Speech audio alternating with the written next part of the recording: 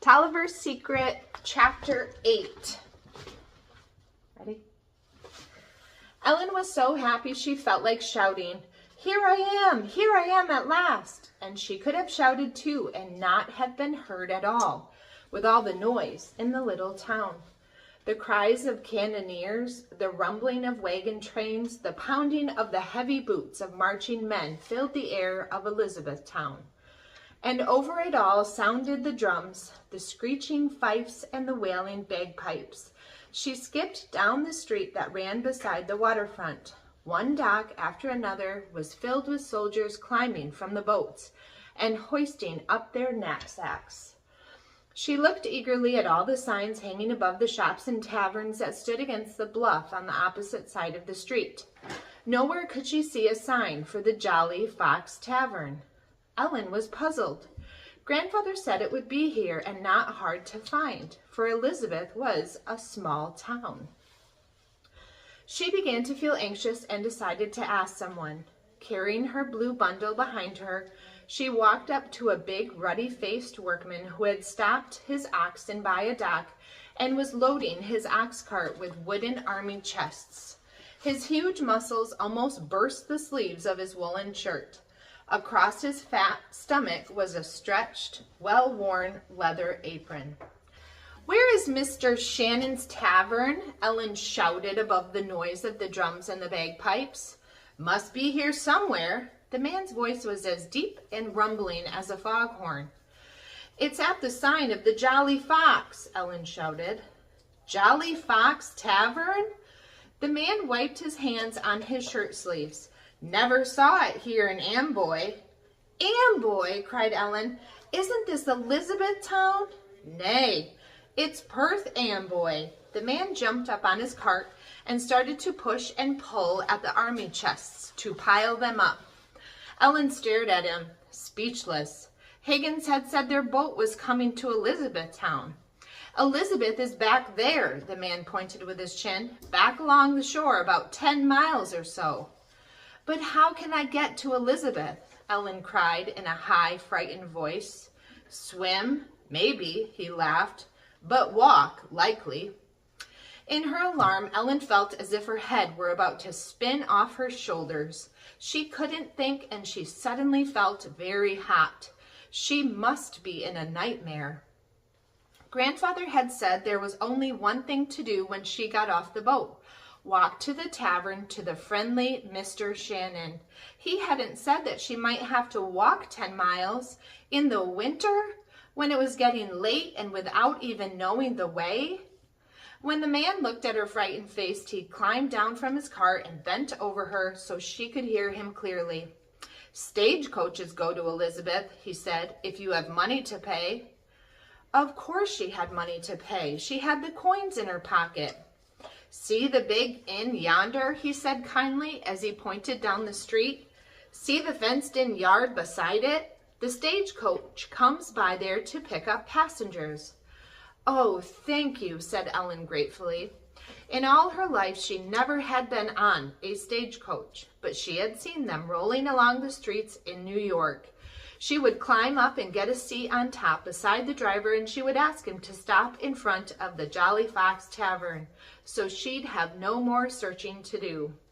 As she picked her way through the crowds that filled the street, she was surprised to see so many men who looked different from the familiar redcoats. Some had short plaid skirts and bare knees, and they marched to the tune of bagpipes. Grandfather had told her they were British subjects who came from Scotland. Highlanders, he called them, but she stared in surprise at the other big men with hard faces under great heavy hats who spoke in words that she couldn't understand at all. They couldn't be British soldiers, for some wore blue coats and others green. And yet, Ellen said to herself, they have guns with bayonets and they carry knapsacks, so they must be fighting men. Carefully she edged her way past them, looking up at their grim faces and clutching her bundle tightly in her arms. She hoped none of them would notice her. Why, she thought suddenly, they must be the Hessians. She had heard about the terrible Hessians after the battle on Long Island.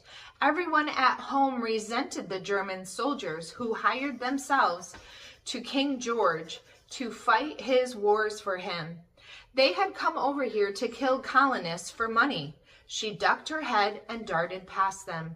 When she reached the inn, Ellen was dismayed to see that in order to get to the front door, she would have to cross a yard filled with the restless horses of the Hessian officers and the grooms who took care of them. She stood at the fence and tried to summon enough courage to walk to the door to ask when the next stagecoach would leave for Elizabethtown. But nothing in the world would induce her to go inside where the Hessians were. Since there was no sign of a stagecoach in the yard, nor anyone there she could ask, Ellen slipped quietly along the street beside the inn, where she spoke to the only person around who wasn't a soldier. He was an old man who was unloading firewood from a cart near the small taproom door of the inn. His boots were bundles of straw tied around his legs with ropes, and his hat had once been an animal of some kind, but it was hard to tell what sort now. The tail, which must have been bushy at one time, was worn to a scraggly rope. "Can you tell me where the stagecoach starts?" she asked. The old man turned around. He looked thin and tired, and his face was so gnarled it seemed to be made from a dried apple. Little bunches of gray hairs grew from his ears. He sucked in his wrinkled lips and squinted at her with sharp, beady eyes. "If you wait for a stagecoach," he said sourly, "you'll wait until doomsday." "Why?" Ellen asked anxiously. The man slammed 4 logs down on the ground before he spoke. "Because there ain't none." "None at all?" Ellen cried. "The British took them. Only officers ride in the stage now. No common people." The man angrily yanked more chunks of wood from his cart and swore at his old horse. "But how can I get to Elizabethtown?" "Can't." The old man spat a long brown stream of tobacco juice against the tree trunk, loaded the firewood on his shoulder, and shuffled on bowed legs to the taproom door. It slammed behind him. Ellen's heart fell to the soles of her feet. Her legs would no longer hold her up, and she sank down on a bench under the gnarled old tree beside the door.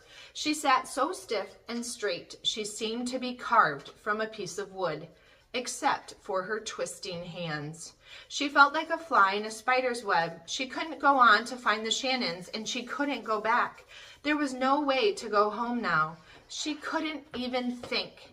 If only the noise would stop so that she could think. There was so much shouting and playing of fifes and bagpipes, it made her head whirl as fast as her mother's spinning wheel. Why had Grandfather thought that she could do this? Why had he sent her off across the bay to a place she knew nothing about, with no way to get back home again? Why had he thought that a 10-year-old girl could do a man's work? She stared at the company of Highlanders marching by in their plaid kilts and their bare knees, but she hardly saw them. Her thoughts raced around and around like squirrels in a whirling cage, round and round without stopping. When the old man came back, Ellen saw that someone had given him a chunk of black bread. He was gnawing it with his gums and gulping it down as if he were starved.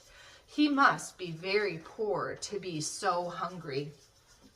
She jumped to her feet. Why, I could pay him to take me in his cart. She was so excited the words tumbled out. "Look, I'll pay you more if you'll take me to Elizabethtown." She snatched the coins from her pocket and held out her hand. "Here, I'll pay you all of them." The old man looked greedily at the coins in her outstretched hand. His fingers twitched as he reached for them, but at the last moment he put his hands behind his back and shook his head. "Nope," he said firmly. "But why not?" cried Ellen. "Elizabeth's north. I go west to go home. Hardly get there before dark as it is." Her hopes fell to her feet like a china cup breaking in 100 pieces. "I suppose I could walk," she said forlornly, But she knew she could never do that, not 10 miles all alone. When she had walked 10 miles before, she and Mother had kept each other company and given each other strength. "Can't walk on that road," cried the man. "That's a right busy road, out past the soldiers' camp. Lots of redcoats on horses. They'll run you down."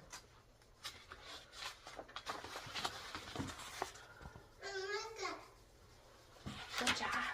Nice. She remembered the officers on horses in New York. She was sure that they'd run down anyone who got in their way. "Perhaps," she said stubbornly, "some woodcutter would go north, could give me a ride." "Small chance of that," the man snorted angrily. "Nobody picks up strangers in these times." He spat at the tree and wiped his mouth with the thin claw of a hand. "Too risky to pick up strangers who might rob you or even kill you. Don't you know there is a war on, boy?" "Yes, I know, but," Ellen began. "People around here used to be friendly, but no more." He stopped his work and squinted at her. "You're a runaway, ain't you?" he said as he leaned over to look at her more closely. "Better go back home, boy. No good running away now. Things are bad everywhere." "I'm not running away from home." Ellen was so angry her brown eyes flashed and her words came out like hot sparks. "My home isn't here, and I must go to Elizabethtown. Can't you understand me?" The man stared at her in surprise and bewilderment. Then he shrugged and said, "Well, can't be done. Not in these days." He turned his back and bit off a huge piece of bread. All Ellen could see was the scrawny tail that hung from his cap. "Toliver!" she heard someone call out. "Hey, Toliver!" It was Higgins. The men from the boat were marching past the inn with their muskets on their shoulders. They seemed like old friends in this town full of strangers. "How you faring, Toliver?" Higgins cried out eagerly. Dow was marching by also. "Toliver!" she heard him shout. "Hope the old gizzard likes squash bread." He gave her a big grin and marched on laughing. "Why," thought Ellen, "Dow thinks this queer old man is the friend who had the birthday. This funny old man with his toothless mouth so full he could hardly chew." Ellen started to laugh. Clutching the bread beneath her jacket, she ran to catch up with Higgins and march along beside him. "You're a mighty cheerful little scamp," he said as he smiled down at her. "I'm so happy to see you, Mr. Higgins," she said, laughing. She thought to herself, "Higgins is my good friend, even if he is one of the enemy." Funny thinking it, but it comforted her to have a friend in this strange and frightening place. "There are soldiers here wearing short skirts." She could hardly stop laughing when she thought of them. "Their knees are bare and their legs are hairy. I should think they'd be cold when the wind blows." Higgins laughed to see her so merry. "And there are Hessians too." Ellen shuddered. "I know they are Hessians. They look so fierce that they scare me." Suddenly she could feel tears splashing down on her jacket, and all her efforts to be brave broke down. She was laughing and crying at the same time. Laughing and crying both together. What had happened to her? Higgins' kind, dark eyes were filled with concern as he looked at her. "What's amiss with you, Toliver?" Ellen took a deep breath before she blurted out, "I wanted to go to Elizabethtown, and the boat brought me to Amboy instead." "So this is Amboy," said Higgins, surprised. "How far away is Elizabethtown?" he asked. 10 miles. "Whew!" Higgins glanced up at the sun. "Must be 3 o'clock. That's quite a march," he said. "But if you hurry, you'll make it all right." Ellen was running to keep up with him. "But I'm afraid of going by myself." "Being afraid is nothing to hold you back," said Higgins. "Just square your shoulders and start. Things aren't so bad after you start." He was fumbling in his pocket. "Hold out your hand, Toliver," he said, and he pressed a coin into her mitten. "There, go get on the stagecoach, and you'll be there long before dark." But before she could tell him that she already had money in her pocket and there was no stagecoach, an officer on a big gray horse dashed up to her. "Be gone, boy," he cried angrily as he flicked at her with his riding crop. "I'll have no boys begging from my men." The officer roared at her. Ellen ducked, but the horse kept edging her over to the side of the road and turned so she couldn't dodge around him. She couldn't even see Higgins as he marched away. Very carefully, she opened her hand to look at the coin, a fat silver coin, bigger than she had ever seen, and she couldn't even thank him for it. She might never see Higgins again, but she'd never forget him. He had given her something more important than money. He had been her friend. Now she knew she could do it somehow. Back to the old woodcutter she ran to ask the way to Elizabethtown. "I'm going to walk," she said to the old man. "I'm going to walk to Elizabethtown," she said again when he did not seem to understand her. He looked at her with a faint smile on his face. "Well," he said as he gulped down the last of the bread, "I did it myself many a time when I was young and had young legs like yours." He took off his cap and stretched his head as he squinted at the sun. "Must be nigh on to 3 o'clock, but it's a good road. You can walk it at night." "At night?" cried Ellen. "I'm going to run most of the way to get there before dark." "I've walked 10 miles before," she said to the old man. "I can do it again when there is naught else to be done." She sounded bold. She sounded like a person who could run 10 miles and never stop for breath. But inside, she was trembling. "Well, start running then," the old man said, and he turned back to his firewood.